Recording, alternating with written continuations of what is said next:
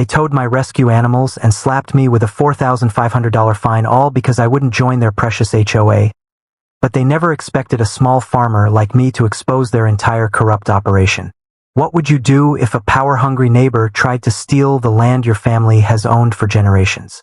Comment below where you're watching from.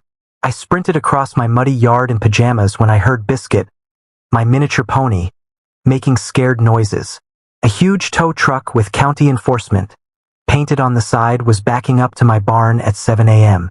Who shows up at someone's farm this early? Hey, stop right there. What do you think you're doing? I yelled, nearly slipping as I rushed toward them. 3 people in matching navy polos turned around. The woman in front had perfect hair even though it was windy and carried a clipboard like it was a weapon. "You must be Sarah Harper," she said, looking at my chicken print pajama pants like they were garbage.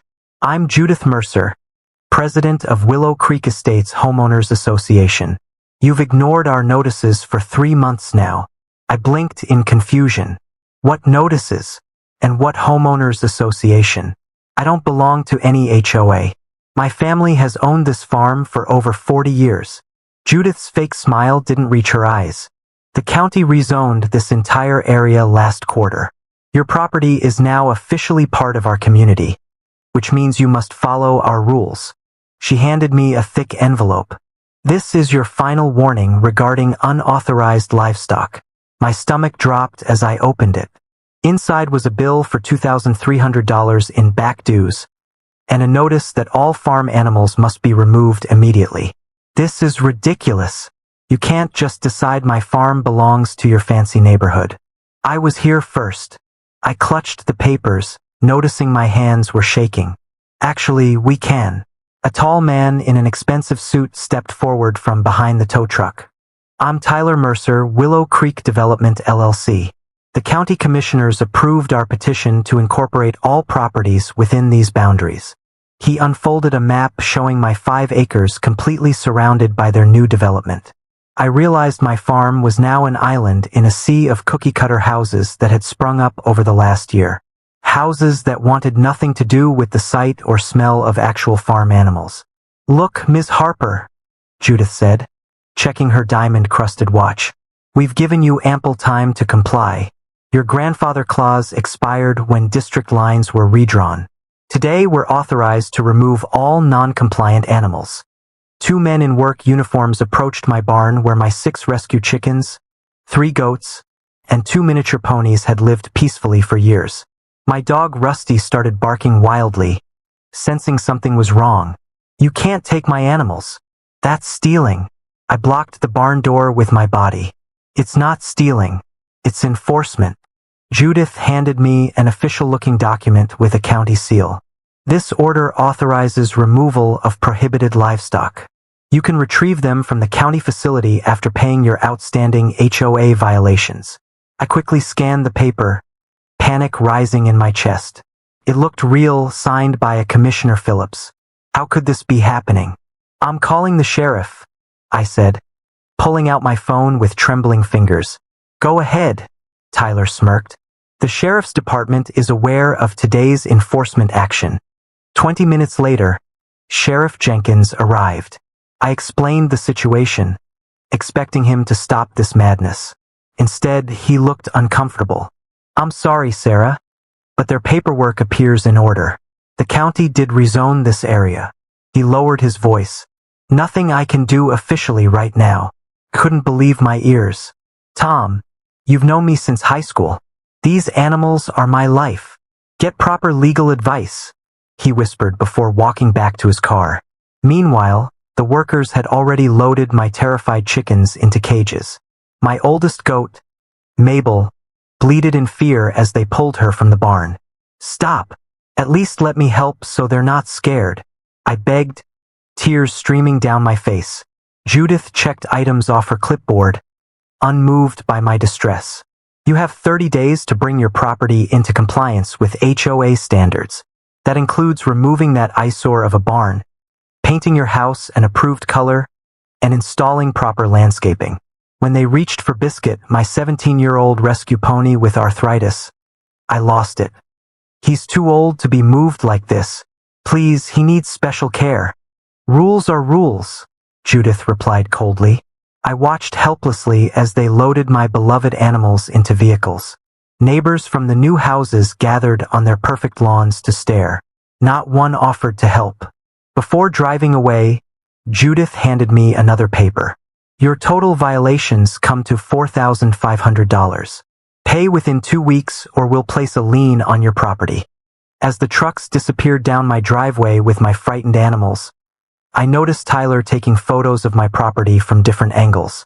Something about his satisfied expression made my blood run cold. What weren't they telling me about their real plans for my family's farm? Couldn't sleep that night. My empty barn echoed with silence where animal sounds should have been. My dog Rusty kept searching the property, confused about where his friends had gone. I stayed up researching online, trying to understand how this could possibly be legal. At sunrise, I drove to the county animal facility, a cold concrete building with chain-link kennels. The smell of bleach burned my nose as I approached the front desk. I'm here about the farm animals brought in yesterday from Willow Creek, I explained to the bored-looking clerk. She typed something into her computer. Harper Animals? Yes, we have them. Release fee is $4,500 plus $75 per day boarding charges. $4,500? My voice cracked. That's my entire emergency savings. Can I at least see them? The clerk pointed to a viewing area. My heart broke seeing my animals in tiny pens meant for dogs and cats. Biscuit couldn't even turn around properly in his space. Mabel kept calling out with frightened bleats. They need proper housing. These are farm animals. I protested. Not my department, she shrugged. They'll be put up for adoption in 14 days if fees aren't paid. I left the building shaking with anger. They were counting on me not having enough money. This wasn't about rules, it was about forcing me out. Instead of going home, I drove straight to the county records office. The clerk looked surprised when I requested all rezoning documentation for Willow Creek from the past year. That's quite a lot of paperwork, she warned. I've got time, I replied, settling in at a table. 3 hours later, I found something strange. The rezoning petition had been submitted just 6 months ago, but all resident notifications were dated only 3 weeks back. Far too late for proper community input.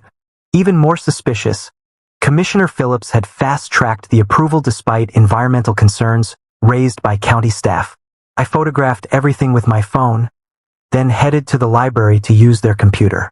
A quick search revealed that Commissioner Phillips had received large campaign donations from Willow Creek Development LLC, Tyler Mercer's company. Back home, I nearly crashed into a landscaping truck parked in my driveway. 3 workers were measuring my front yard. What are you doing on my property? I demanded. A worker handed me a paper. HOA pre-approved landscaping assessment. Says here your non-compliant vegetation needs removal. I snatched the paper. Get off my land right now. I haven't authorized any work. They left reluctantly, but as they drove away, I noticed Judith watching from her car parked down the street. She was taking notes, probably documenting more violations. I needed help. I called my old high school friend Emma, who worked at the local newspaper. Emma, you won't believe what's happening. I explained everything while pacing my kitchen. Sarah, this sounds seriously fishy, she said. Fast-tracked rezoning, campaign donations, no proper notification. Mind if I poke around? This might be bigger than just your farm. That evening, a knock at my door revealed an elderly woman I'd never met. I'm Eleanor Jenkins. I live in the new development, she said nervously. I saw what they did to your animals. It's not right. I invited her in, surprised. I bought my house last year because the sales brochure promised pastoral views overlooking established farmland, Eleanor explained. Your farm was actually a selling point. Then last month, they elected Judith as HOA president in a meeting half the residents weren't even notified about. Wait, they used my farm to sell houses, and now they want to get rid of it? I couldn't believe the nerve. There's more. Eleanor lowered her voice. They've raised our HOA fees twice already. Anyone who complains gets targeted with violation notices.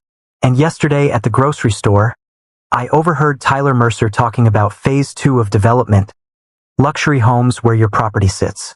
A cold realization washed over me. They're not just harassing me about rules. They want my land. Later that night, I spread everything out on my kitchen table, county documents, HOA notices, property maps. The pattern became clear. Tyler Mercer's company had systematically purchased all land surrounding my farm, developed it, created an HOA they controlled, and were now using that power to force me to sell. I was figuring out next steps when headlights swept across my window. A truck was pulling up outside. Peering through the curtains, I saw Tyler Mercer himself stepping out with another man I didn't recognize. They walked the perimeter of my property, pointing and discussing something while looking at papers. I grabbed my phone and quietly filmed them from different windows as they trespassed around my barn and outbuildings. When they reached my storage shed, Tyler tried the door handle. Furious, I flipped on the outdoor lights and opened the window. "This is private property. Leave immediately or I'm calling the sheriff." They jumped, clearly startled at being caught. "Just conducting a routine inspection," Tyler called back smoothly. "HOA bylaws permit property evaluations." At 11 p.m.? Without notice? "I don't think so," I replied, holding up my phone. "I've recorded everything. Now get off my land before I press charges for trespassing." The men retreated to their truck, but Tyler paused before getting in. "You can't win this, Sarah. We've invested millions in Willow Creek Estates. The county commissioners are on our side. Your little farm is just a speed bump in our development plan." After they left, I reviewed the video I'd captured, feeling a chill when I noticed what they were carrying. Not just papers, but what looked like preliminary construction plans with my property outlined in red. I locked all my doors, suddenly feeling vulnerable on the land that had always been my sanctuary. How far would these people go to get what they wanted? And who else might be involved in their scheme? My hands shook as I watched the taillights of the animal control van disappear down my driveway. They took everything: my chickens, goats, even sweet old Biscuit who'd been with me for 12 years. I collapsed onto my porch steps, clutching Judith's bill for $4,500 in violations. "They can't just do this," I whispered to myself, wiping away tears. But doubt crept in. Maybe they could? Sleep didn't come that night. Instead, I pulled out every piece of mail the HOA had sent over the past months. Something felt wrong. The rezoning notice was dated only 3 weeks ago, yet Judith claimed it was already final and binding. At first light, I drove to the county records office. The clerk raised her eyebrows when I asked about my property. "That's odd," she said, pulling up my file. "Your land was fast-tracked for rezoning last month. Usually takes 6 months and requires multiple public hearings." My stomach nodded. "Who requested the rezoning?" She turned the screen. "Commissioner Phillips signed off on the emergency order." The name hit me like a punch. Commissioner Phillips, who my neighbor said played golf every Sunday with Tyler Mercer, Judith's husband. I asked for copies of everything.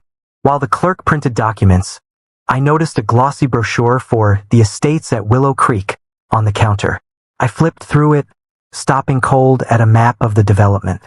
My property sat right in the middle, marked as Future Phase 2, Premium Lakeview Lots. But there was no lake on my property. "Ma'am," I asked the clerk, "does this development have permits for a man-made lake?" She typed briefly. "Yes, approved last month alongside the rezoning. Construction begins in 60 days. 60 days. The exact time frame Judith had given me to meet HOA standards. I rushed home and spread everything across my kitchen table. The pieces fit together like a sick puzzle. Tyler Mercer's development company had bought all the land around me at suspiciously low prices.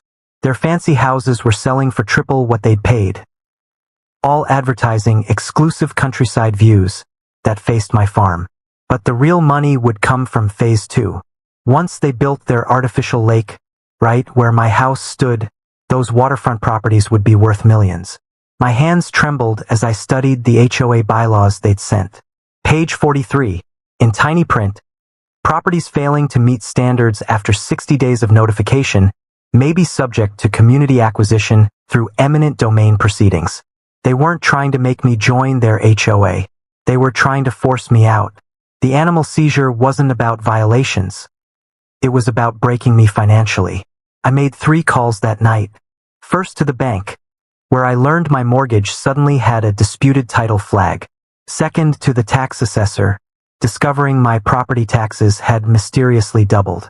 Third to my insurance company, informing me my policy was under review due to agricultural use in a residential zone. They were attacking from every angle. I sat on my empty porch, where Rusty should have been sleeping beside me.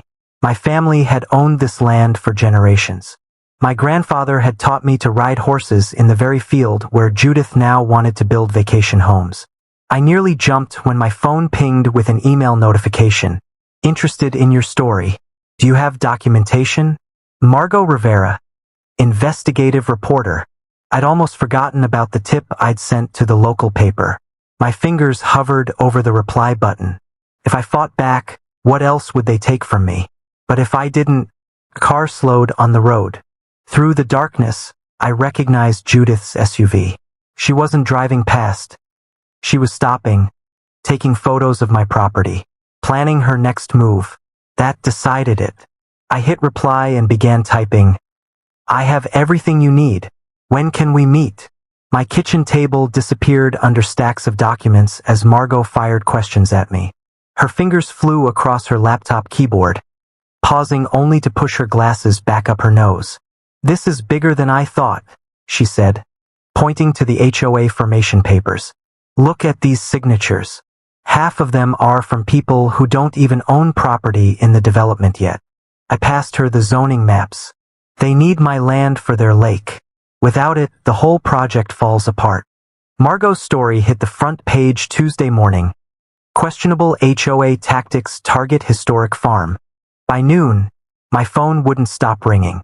They fined me $800 for planting wildflowers instead of their approved grass, said Eleanor, a white-haired woman in her 70s who'd bought one of the first homes in the estates. When I fought back, my car vanished from my driveway, towed for improper parking on my own property. Eleanor wasn't alone. By sundown, my living room held 7 neighbors, all with similar stories. Judith cited me for my bird feeder being 2 inches taller than regulations allow, said Henry, a retired teacher. Then my garbage mysteriously didn't get picked up for 3 weeks. My fence was suddenly the wrong shade of brown, added Rachel, a young mother bouncing a baby on her hip. The paint had been pre-approved. When I showed the paperwork, Judith said the board had updated aesthetic standards and I'd have to repaint or pay $50 a day in fines. Most shocking was Marco, who actually served on the HOA board. I started asking questions about the budget last month, he whispered. Next thing I know, Tyler's suggesting I have conflicts of interest and should resign. We formed the Willow Creek Property Rights Alliance that night. Eleanor's grandson Jackson, a second-year law student, offered to review our documents. This is ridiculous, he said, flipping through the HOA bylaws. Half these rules would never hold up in court, and the way they formed the association violated at least 6 procedural requirements. Hope flickered to life, but one problem remained unsolved. My animals were still gone, racking up boarding fees I couldn't afford. Nights without Rusty's warm weight against my leg felt endless. The following day, I emptied my savings account and drove to the county animal facility. The clerk's eyes widened at the stack of bills I placed on the counter. All of it, I said. I'm taking them all home. Watching Biscuit's arthritic trot as they loaded him into a borrowed trailer broke something inside me. His coat had dulled after just a week away. A sympathetic farmer 20 miles away offered temporary shelter. They can stay until you sort this mess out, he said, helping unload my frightened chickens. These HOA people sound like vultures. Back home, I joined an emergency alliance meeting in Eleanor's garage. Jackson had discovered the county rezoning lacked a required environmental impact study. Water drainage from their proposed lake would affect protected wetlands downstream, he explained, spreading maps across a workbench. We can file for an emergency injunction on these grounds alone. Our spirits lifted. With 32 families now involved and legal footing to stand on, we weren't just angry homeowners anymore, we were organized. Rachel's husband, a website designer, built us a webpage documenting every HOA violation and overreach. Henry started a petition that gathered hundreds of signatures. Eleanor's gardening club friends conducted a citizen environmental survey, documenting the threatened wildlife on the proposed lake site. Margot prepared a follow-up story exposing Commissioner Phillips' golf club membership, paid for by Tyler Mercer's company. Victory felt possible for the first time. Then disaster struck. I arrived home to find my front door ajar. Inside, my papers were gone, every document, map, and letter missing. On the kitchen table lay a single notice. Foreclosure proceedings initiated unpaid property taxes. But I had receipts proving I'd paid those taxes. Receipts that were now missing. My phone rang.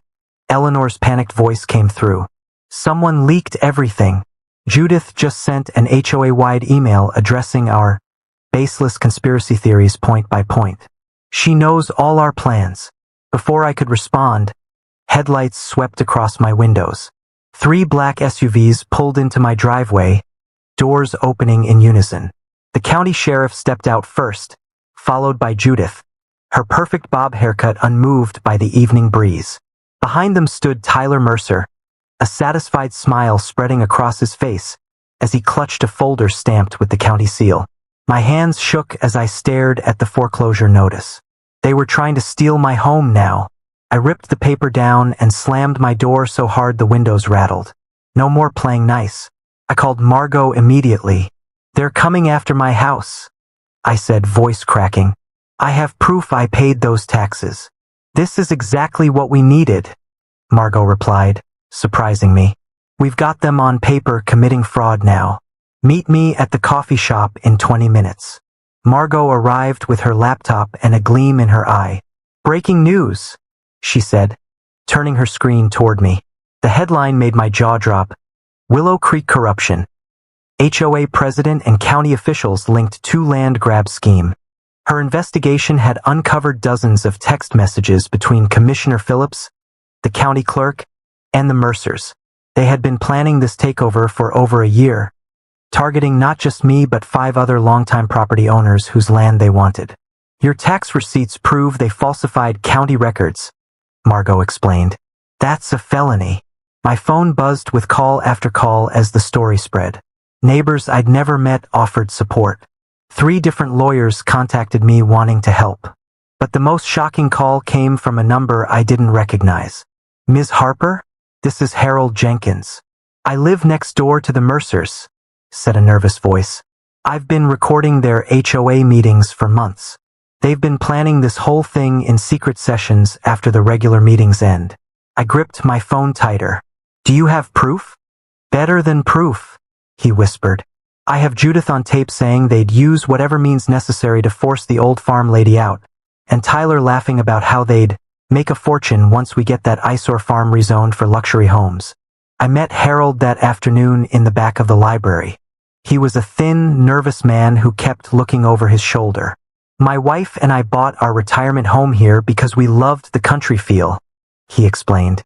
"Then the Mercers took over the HOA and turned it into a dictatorship. They fined us 3 times for bird feeders." Harold's recordings were damning. In one, Judith clearly stated, "Commissioner Phillips guaranteed he can push through whatever paperwork we need. He owes Tyler for that lake house deal last year." By evening, our newly formed Willow Creek Property Rights Alliance had grown to 37 members, including 23 homeowners from inside the estates who were fed up with the Mercers' iron rule. Eleanor's grandson, Jason, had just finished his 2nd year of law school but already knew enough to be dangerous. They violated at least 7 procedural requirements in forming the HOA, he explained to our group, and the environmental impact assessment for the rezoning. It never happened, though they filed paperwork claiming it did. Jason helped us find 2 experienced attorneys who took our case pro bono. "This kind of corruption makes all lawyers look bad," one said. "We're filing for an emergency injunction first thing tomorrow." While the legal battle began, I emptied my savings and took out a loan to pay the ransom for my animals. The county shelter was charging daily boarding fees that kept growing. When I finally arrived with the money, the shelter manager looked embarrassed. "I'm sorry about this whole mess," he whispered. "Those animals were clearly well cared for. This isn't right." Bringing my animals to a friend's farm 30 miles away felt bittersweet. I couldn't take them home yet, but at least they were out of the shelter. Biscuit, my arthritic pony, nuzzled my neck when I hugged him goodbye. "Soon," I promised. "We'll go home soon." Our day in court arrived faster than expected. The judge, an older woman with sharp eyes, reviewed our evidence carefully. When Harold's recordings played, her expression darkened. "This court is deeply disturbed by the evidence presented," she stated, tapping her pen against her desk. "I am granting an emergency injunction freezing all HOA actions against any property owners pending a full investigation. Furthermore, I am referring this matter to the district attorney's office for potential criminal charges." Judith's face turned white. Tyler stormed out of the courtroom while their lawyer frantically shuffled papers. That evening felt like the first real victory. With the injunction in place, I could finally bring my animals home. My neighbors helped clean up the property, repairing fences the HOA's tow trucks had damaged. Watching Rusty race around the pasture with the goats while the chickens settled back into their coop felt like breathing again after nearly drowning. Eleanor brought homemade bread. Harold and his wife helped rebuild the chicken coop. For the first time in weeks, I slept soundly. A loud crash jolted me awake. Orange light flickered through my bedroom window. Smoke filled my lungs as I stumbled to my feet. My barn was on fire. I screamed for my animals as flames lit up the night sky. My beautiful old barn crackled with fire, the heat pushing me back as I tried to reach the doors. I could hear Biscuit whinnying in terror inside. Neighbors appeared from nowhere, garden hoses in hand. Harold and 3 men from down the road smashed through the side door where the flames hadn't reached yet. I rushed in behind them, grabbing chickens while they led the larger animals out. Sirens wailed in the distance as we got the last goat to safety. The fire department arrived with 3 trucks, working quickly to contain the blaze before it could spread to my house. My legs gave out, and I collapsed on the grass, counting my animals through tears. "Everyone's safe," Eleanor said, wrapping a blanket around my shoulders. "Not a single animal lost." Fire Chief Williams approached as dawn broke. "This was no accident," he said grimly. "We found evidence of accelerant along the back wall." "I think I know who did it," I whispered. "So do I," he replied, pointing to my roof. "Those cameras you installed after the towing incident still working?" My heart jumped. I'd completely forgotten about the security system my cousin helped me install. The footage was crystal clear despite the darkness.